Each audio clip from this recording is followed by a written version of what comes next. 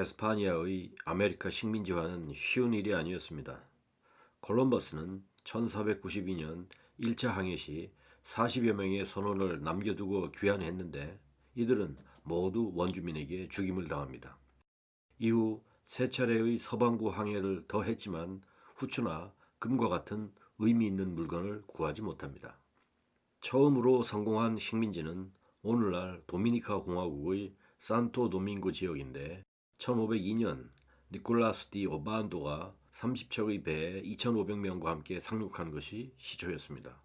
1520년에는 적어도 10,000명의 에스파니아어를 사용하는 유럽인이 카리브해에 자리 잡게 됩니다.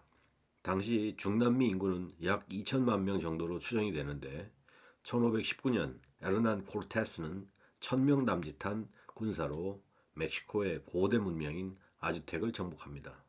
유카탄 반도 지역에 존재하던 마야 문명은 레콘키스트 군인들이 도착할 무렵에는 이미 멸망한 상태였습니다. 잉카는 1438년에서 1533년까지 남아메리카를 다스린 제국입니다. 프란시스코 피사로는 잉카 황제를 사로잡고 방 하나를 2번 채울 정도의 황금을 가져오도록 하는 등 제국을 유린합니다. 이슬람을 몰아내는 레콘키스트 싸움에서 무자비해진 에스파니아인은 인디안을 가혹하게 다뤘습니다. 넓은 지역을 식민지로 만들면서 이 방식을 일관되게 고수합니다. 유럽의 침입은 아메리카 대륙의 인구 구성, 동식물, 경제에 커다란 변화를 몰고 옵니다. 유럽인이 황열병에 약했듯이 인디안은 유럽인이 옮긴 천연두에 속수무책으로 쓰러졌습니다. 정복과 질병 때문에 인구는 몇십 년 만에 200만 명 또는 그 이하로 줄었습니다. 유럽인은 밀과 보리, 농사에 사용하는 쟁기, 사탕수수와 포도 재배법을 가져왔습니다. 인디안은 개, 알파카, 라마 외의 다른 동물을 가축으로 길들이진 않았습니다. 유럽인은 소, 말, 노새, 당나귀, 양, 돼지 및 가금류도 가져왔습니다. 에스파니아인은 말을 타고 큰 무리의 가축을 몰아본 경험이 있었는데 이것이 신세계에서 눈에 띄는 특징이 되었습니다.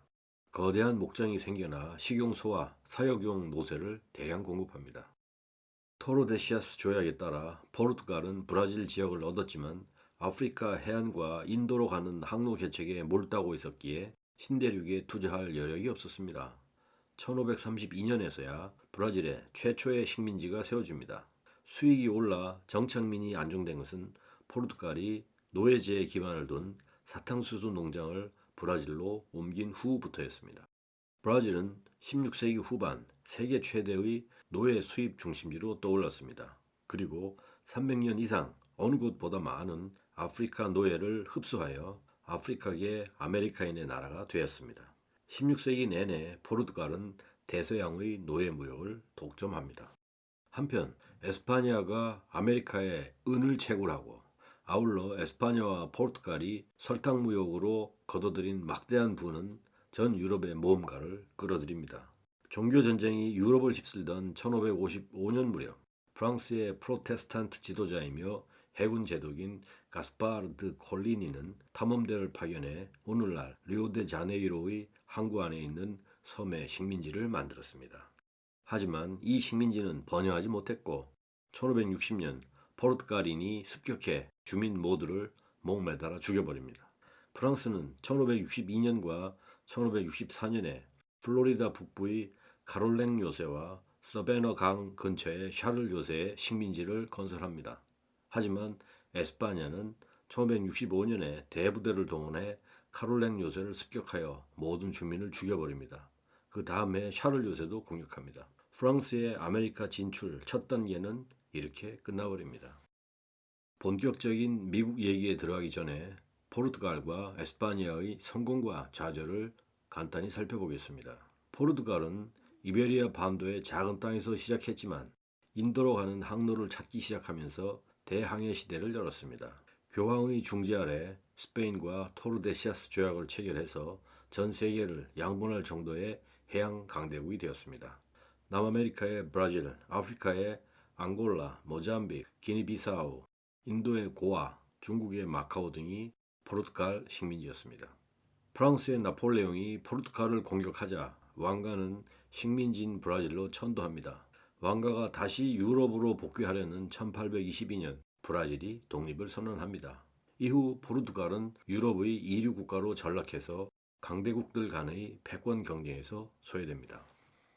대영 제국에 앞서 해가 지지 않는 나라로 불렸던 것은 에스파니아 제국이었습니다.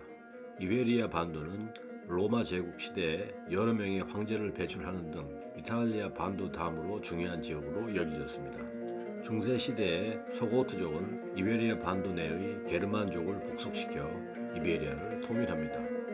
그 후 711년 지브롤터로 상륙한 이슬람군의 정복을 당합니다. 하지만 일부 귀족 세력이 북부 산악지대로 도망가서 기독교 국가를 세웠고 레콘키스타의 토대가 됩니다. 이슬람 정복 후 에스파니아는 알-안달루스라고 불리게 되었고 이슬람 왕조의 중심지로 유럽에서 가장 번화하였으며 화려한 문화를 남겼습니다. 하지만 북부의 기독교 세력이 강대해져 이슬람 세력과 대치합니다. 1492년 카스티아 연합왕국의 이사벨 1세에 의해 레콘키스타가 완료되었고 여왕은 콜럼버스의 항해를 지원합니다. 최전성기의 에스파니아는 캐나다 남부, 미국의 중부, 남부, 서부, 브라질을 제외한 라틴 아메리카를 지배했고 동남아시아에서는 필리핀, 괌, 여러 태평양 제도들을, 아프리카에서는 서부 해안 일대를 장악했습니다. 게다가 아메리카 식민지에서는 금과 은이 쏟아졌습니다. 하지만 19세기 초 나폴레옹이 에스파니아령 루이지애나를 빼앗아서 미국에 팔아버리자 미국은 서부 개척을 본격화합니다. 그 후 미국 독립에 자극받은 라틴 아메리카에서 독립운동이 일어났고 에스파니아는 1820년에서 30년대를 전후해 아메리카 대륙의 식민지들을 대거 상실합니다.